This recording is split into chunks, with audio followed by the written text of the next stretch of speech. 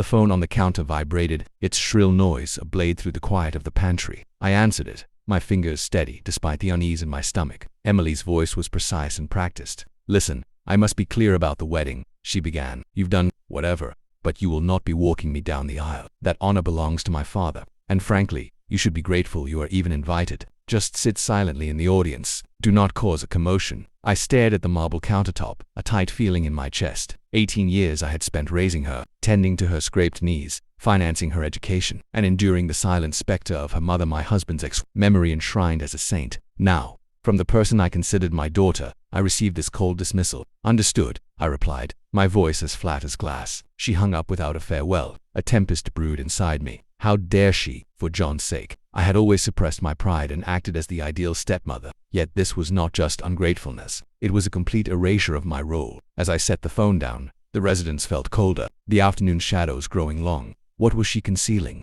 That sharp edge to her tone was not merely disdain. It was apprehension. A seed of suspicion was planted and took root. That evening, John kissed my cheek, oblivious. "Emily is so excited. The big day is almost here."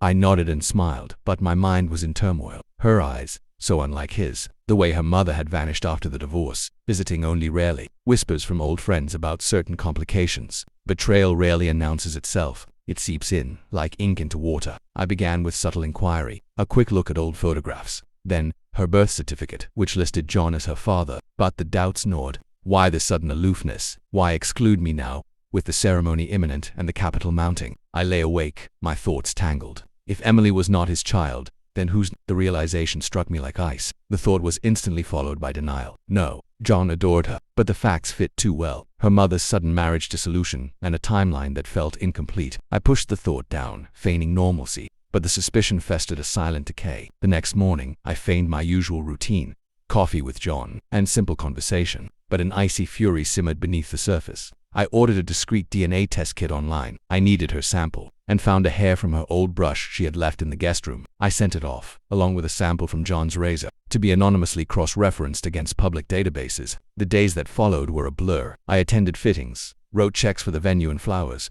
and smiled during Emily's calls about small details. "Everything is flawless," she said once, her voice strained. "Is it?" I thought.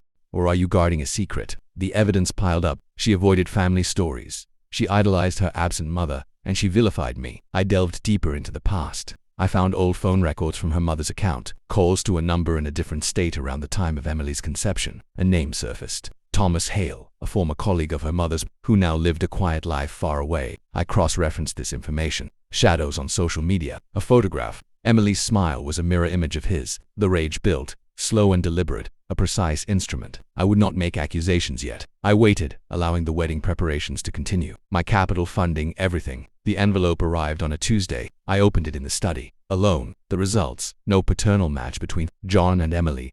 Thomas Hale, 99.9%. Probability. The truth solidified. Her mother's deception. Emily was the secret. Did she know? Was her cold call an attempt to silence me, to keep me at a distance? I sat perfectly still, my breathing even. The shock faded into sharp clarity. John deserved to know the truth, and Emily deserved to be exposed. I remained composed, folded the paper, and hid it away. That evening, a weary John came home. I handed him the report without a word. "What is this?" he asked, his brow furrowed. "Read it." His face drained of all color as he turned the pages. "No, impossible," he whispered. I watched him, detached. "It is true," he crumbled, his hands trembling. "She Emily knew." "Does it matter?" I asked, my voice like ice. He broke down, racked with sobs. I felt nothing, only a quiet resolution. Hours later, Emily called, her voice frantic. "The father is not answering. What is going on?" I paused, letting the silence stretch. "Congratulations, Emily," I said finally, "on your marriage." Then I disconnected the call. The next day, I canceled every transfer to the venue, with the caterers, all from my accounts. Hundreds of thousands of dollars vanished. I did not attend the wedding. I allowed her biological father to take over, summoned, I presumed, by a distraught John.